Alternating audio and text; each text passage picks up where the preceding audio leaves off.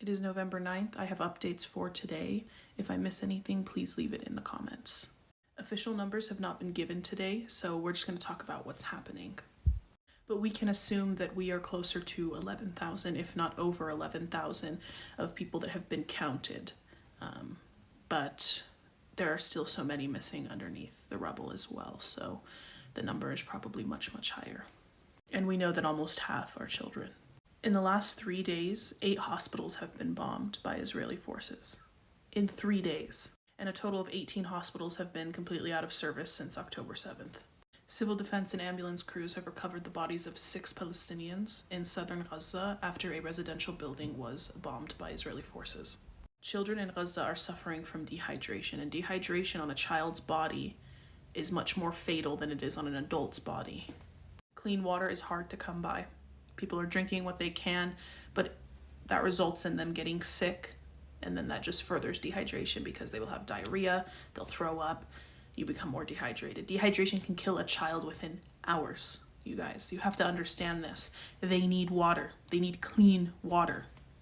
Turkey says that they want to treat the children that have cancer that are in Gaza, and that they are looking into ways to transport them to Turkey.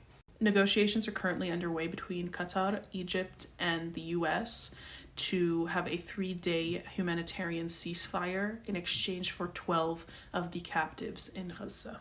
Al-Quds Hospital is officially out of fuel and therefore had to shut down their key operations. An overnight bombardment by Israeli forces has killed dozens in Jabalia refugee camp. So in the last few update videos, I talked about how Israeli forces left a time for evacuation on a specific street from North Gaza to South Gaza.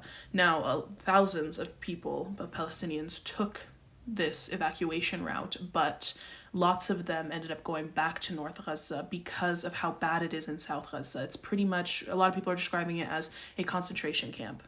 Bombs are still being dropped constantly, and the people are being attacked incessantly by Israeli forces there. So it's really not a safe route to take, and it's left a lot of people going straight back to North Gaza. But the problem is that nowhere is safe in Gaza right now. Not the north, not the south, not central. It doesn't matter where you are. There is constant bombardment by Israeli forces. But I think that a lot of people find safety being closer to their homes, their physical homes. Even if their homes are destroyed, I think we all feel that way. You know, when you feel you're in danger, you're unsafe, or whatever it is, you just want to go home.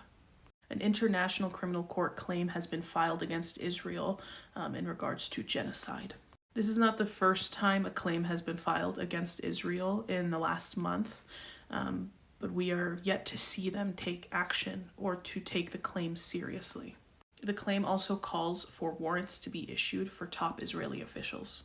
In a recent raid of the Jenin refugee camp in the occupied West Bank, Israeli forces killed 8 Palestinians, and they wounded about 14. Since October 7th, at least 173 Palestinians have been killed in the occupied West Bank by Israeli forces. There was just an Israeli bombing in Deir al-Bala, which killed at least 7 Palestinians, although we do not have an official count because it just happened. And this is in the central Gaza Strip. Israeli jets continue to launch attacks across the entire strip today. This is a statement that was recently released by Hamas in regards to the attacks in the occupied West Bank. The occupation that suffers defeat in Gaza will also suffer defeat in Jenin and will not succeed in breaking the will of our people from Gaza to the West Bank. Resistance is the spirit that runs through us and our people, and we will continue to pursue the occupiers until victory and liberation.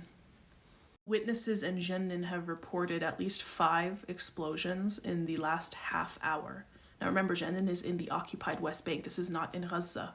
And these explosions are due to armed Israeli drones. Israeli forces have also dropped leaflets in the occupied West Bank telling them that the raids will only intensify. Also, we are getting breaking news right now. A rocket has landed in southern Israel. Warning sirens were not activated, and they do not know the source of the rocket. But we do know that last week, Yemenis Houthi rebels did bomb this exact city in southern Israel and said that there will be more to come. And they said that they will not stop until the Israeli aggression stops and Palestinians are victorious. I will make further updates today on Lebanon, Syria, and anything else that might happen, as well as any updates on the recent breaking news. From the river to the sea, Palestine will be free.